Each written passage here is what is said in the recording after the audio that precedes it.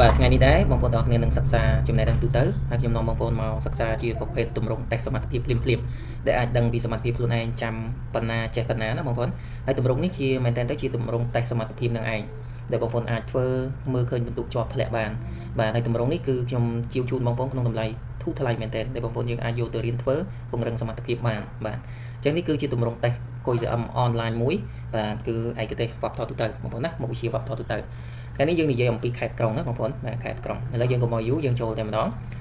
សំណួរទី1តើខេត្តធំជាងគេក្នុងប្រទេសកម្ពុជាគឺខេត្តអ្វីបងប្អូនសូមរើសយកចម្លើយខេត្តកណ្ដាលមណ្ឌលគិរីកំពង់ធំហើយនិងសៀមរាបតើបងប្អូនយកមួយណាតិចទៀតខ្ញុំចុចឲ្យបងប្អូនឃើញចម្លើយតែម្ដងតោះសូមរើសឲ្យលឿនទៅយើងរើសក្នុងគំនិតណាបាទតោះមើលចម្លើយជាងខេត្តធំជាងគេគឺខេត្តមណ្ឌលគិរីណាបាទនេះមណ្ឌលគិរីអញ្ចឹងពេលដែលបងប្អូនធ្វើតេស្តយើងថេចសិនទៅពេល submit ពេលយើងបញ្ជូនចម្លើយទៅឃើញបន្ទុកជាប់ឬធ្លាក់ឃើញទេបាទបងប្អូនត្រូវគឺមានន័យថាយើងបាន10បន្ទុកណាសំណួរទី2តើខេត្តតូចជាងគេក្នុងប្រទេសកម្ពុជាយើងគឺខេត្តអ្វីបាទមានស្វាយរៀងកោះកុងកែបបៃលិនតើខេត្តមួយណាបងប្អូនរើសឲ្យលឿនមកបាទអញ្ចឹងចម្លើយគឺខេត្តកែបបងប្អូនណានេះខេត្តកែបអូខេបាទទៅទៀតទី3តើខេត្តនៅចំកណ្ដាលប្រទេសកម្ពុជាគឺខេត្តអ្វីស្វាយរៀងកំពង់ធំសៀមរាបកណ្ដាលខេត្តមួយណាដែលនៅចំកណ្ដាលនៃប្រទេសកម្ពុជាយើងបាទក្នុងពេលបច្ចុប្បន្ននេះណាបាទបងប្អូនស្វាយរៀងកំពង់ធំសៀមរាបឬក៏កណ្ដាលបាទចម្លើយគឺខេត្តកំពង់ធំបាទខេត្តកំពង់ធំ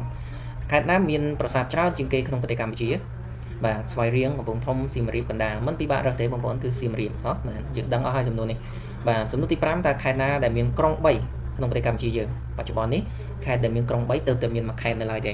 តើខេត្តមួយណាស្វាយរៀងកំពង់ធំសៀមរាបខេត្តកណ្ដាលបាទអញ្ចឹងចម្លើយគឺខេត្តអីបងប្អូនបាទគឺខេត្តកណ្ដាលណាខេត្តកណ្ដាលត្រូវទេបងប្អូនចូលសំណួរទី6បាទតើខេត្តណាខ្លះដែលមានព្រំប្រទល់ជាប់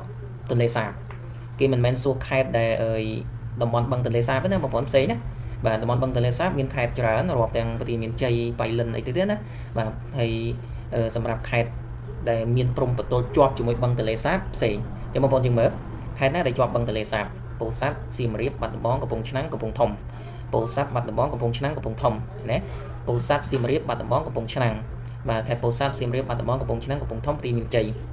មើលបងប្អូនមើលយកខេត្តមួយណាបាទអញ្ចឹងចម្លើយបងប្អូនឲ្យលឿនតិចទៅដោយសារច្រើនខ្ញុំទុកពេលបងប្អូនគិតបន្តិចសិនខេត្តណាដែលជាប់បឹងទន្លេសាបសំណួរអញ្ចឹងសិតតែអាចចេញចំណេះដឹងទូទៅបងប្អូនណាបាទអញ្ចឹងខេត្តជាប់បឹងទន្លេសាបគឺខេត្តចំនួន5បាទខេត្តចំនួន5នេះនៅខាងលើនេះណាគឺខេត្តពោធិ៍សាត់សៀមរាបបាត់ដំបងកំពង់ឆ្នាំងនិងកំពង់ធំបាទអាហ្នឹងគេចំណាំនិយាយថាពោធិ៍សាត់សៀមបាត់ឆ្នាំងធំបងប្អូនស្ដាប់តនេះពោធិ៍សាត់សៀមបាត់ឆ្នាំងធំមានន័យថាពោធិ៍សាត់ខេត្តពោធិ៍សាត់សៀមរាបបាត់ដំបងឆ្នាំងកំពង់ឆ្នាំងធំកំពង់ធំនេះគេហៅថាពោធិ៍សាត់សៀមបាត់ឆ្នាំងធំបាទចំពោះសំណួរទី7តើរាជធានីខេត្តណាខ្លះដែលទន្លេមេគង្គហូរកាត់ឬក៏ទន្លេមេគង្គហូរកាត់ខេត្តណាខ្លះបាទរាជធានីខេត្តណាខ្លះនេះគឺសំណួរនេះខ្ញុំសូមបញ្ជាក់បងប្អូនខ្ញុំយកទាំងទន្លេមេគង្គលើទន្លេមេគង្គក្រោមទាំងអស់តែម្ដងបាទអញ្ចឹងបងប្អូនមើលមានខេត្តកណ្ដាលកំពតព្រៃវែងស្វាយរៀងកំពង់ចាមកំពង់ស្ពឺកណ្ដាលព្រៃវែងភ្នំពេញកំពង់ចាមត្បូងឃ្មុំស្ទឹងត្រែងក្រចេះបាទពោធិ៍សាត់សៀមរាបបាត់ដំបងកំពង់ឆ្នាំងកំពង់ធំពោធិ៍សាត់សៀមរាបបាត់ដំបងកំពង់ឆ្នាំងកំពង់ធំទីមានជ័យចឹងបងប្អូនមើលទន្លេមេគង្គហូរកាត់ខេត្តណាខ្លះ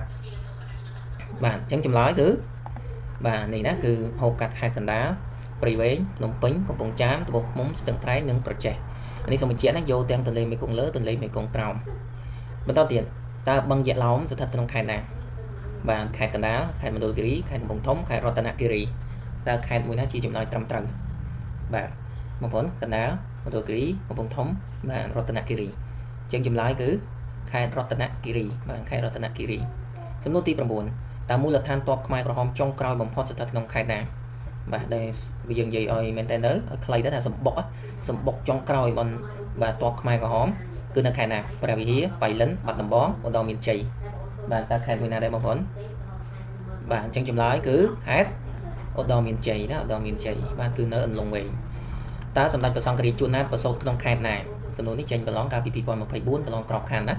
បាទអញ្ចឹងមានតកែវកំពង់ចាមកំពង់ស្ពឺនិងបាត់ដំបងតើសម្ដេចព្រះសង្ឃរាជជួនណាតព្រះអង្គប្រសូតក្នុងខេត្តណាបាទចម្លើយគឺខេត្តកំពង់ស្ពឺណាខេត្តកំពង់ស្ពឺសំណួរទី11តើលោកតាក្រមង៉ុយកើតក្នុងខេត្តណាតកែវកំពង់ចាមកណ្ដាលនិងកំពង់ស្ពឺបាទខេត្តមួយណាដែរ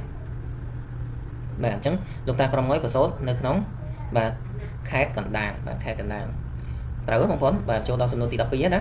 តើខេត្តណាដែលមានដើមត្នោតច្រើនជាងគេបាទខេត្ត និយាយទៅទូទាំងប្រទេសខ្មែរយើងសិតតែមានដើមត្នោតប៉ុន្តែមានខេត្តណាដែលដើមត្នោតច្រើនជាងគេមានខេត្តតាកែវកំពង់ស្ពឺកំពង់ចាមនិងកណ្ដាលបាទខេត្តណាបងប្អូន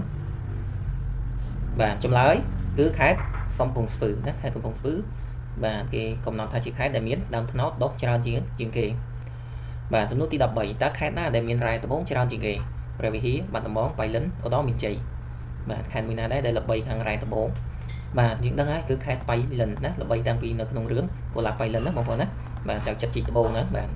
តទៀតសំណួរទី14យោងតាមជំរឿនឆ្នាំ2019តើរាជធានីឬខេត្តណាដែលមានប្រជាជនច្រើនជាងគេប្រជាជនច្រើនជាងគេនៅរាជធានីឬក៏នៅតាមខេត្តមានរាជធានីភ្នំពេញបាទកំពង់ចាមកណ្ដាលហើយនិងកំពង់ស្ពឺបាទតែមួយណាជាចម្លើយត្រឹមត្រូវបើយោងតាមជំរឿនឆ្នាំ2019ណាបាទអញ្ចឹងខេត្តដែលមានប្រជាជនច្រើនជាងគេឬក៏រាជធានីដែលមានប្រជាជនច្រើនជាងគេគឺសប្តាហ៍នេះគឺភ្នំពេញបងប្អូនណាភ្នំពេញបាទ2019ជំរឿនគឺភ្នំពេញមានប្រជាជនច្រើនជាងគេបាទខ្ញុំបានដាក់ចម្លើយឲ្យមើលនេះបាទអត់បានដាក់ឲ្យទិន្នន័យជាក់លាក់ឲ្យបងប្អូនទេណាបាទទៅទៀតតើខេត្តណាដែលមានប្រជាជនតិចជាងគេបាទកំពតបៃលិនឧត្តរមានជ័យកែបខេត្តណាបងប្អូនដែលមានប្រជាជនតិចជាងគេបាទអញ្ចឹងខេត្តដែលមានប្រជាជនតិចជាងគេគឺខេត្តកែបបាទខេត្តកែបជាខេត្តដែលមានប្រជាជនតិចជាងគេហើយក៏មានផ្ទៃដីតូចជាងគេផងដែរបាទតើខេត្តណាដែលមានភ្នំខ្ពស់ជាងគេបាទខេត្តណាដែលមានភ្នំខ្ពស់ជាងគេកំពង់ឆ្នាំងបាទខេត្តកណ្ដាលខេត្តកំពង់ចាមនិងខេត្តកំពង់ស្ពឺបាទមួយណាជាចម្លើយខេត្តនេះនៅក្នុងប្រទេសយើងទេណាបងប្អូនសូមបញ្ជាក់អញ្ចឹងគឺខេត្តកំពង់ស្ពឺបាទអញ្ចឹងភ្នំដែលខ្ពស់ជាងគេនៅខេត្តកំពង់ស្ពឺគឺភ្នំអីបងប្អូនបាទបើគេសួរភ្នំណាដែលខ្ពស់ជាងគេនៅស្រុកខ្មែរបាទគឺភ្នំអូរ៉ាល់ណាភ្នំអូរ៉ាល់នៅខេត្តកំពង់ស្ពឺបាទអញ្ចឹងអរគុណច្រើនបងប្អូនទាំងអស់គ្នាយើងធ្វើតេស្តសមត្ថភាពប៉ុណ្ណឹង6ដល់10សំណួរតែបងប្អូនត្រូវបានប្រហែលសំណួរដែរតម្រងនេះនៅពេលដែលបងប្អូនយើងយកទៅធ្វើគឺយើងចេញមកបែបនេះណាបាទយើងចេញមកបែបហ្នឹងបាទយើងដាក់ឈ្មោះដាក់អីទៅហើយយើង submit ទៅយើងដឹងបន្ទុកយើងជាប់ធ្លាក់បានបន្ទុកប្រមាណគឺយើងដឹងតែម្ដងហើយបន្ទុកជាប់គឺ140បន្ទុកបាទហើយបន្ទុកពេញគឺ160ចឹងបងប្អូនធ្វើត្រូវបានបាទដោយ14សំណួរទៅប្រឡងកំណត់ថាជាប់ណាបាទអញ្ចឹងបងប្អូនយើងយកតម្រងនេះទៅធ្វើគឺធានាថាសមត្ថភាពបងប្អូនកើនឡើងលឿនតែម្ដងតម្រងនេះខ្ញុំមើលជាវជូនក្នុងតម្លៃសមរម្យទេបងប្អូនណាធ្វើថ្លៃទេ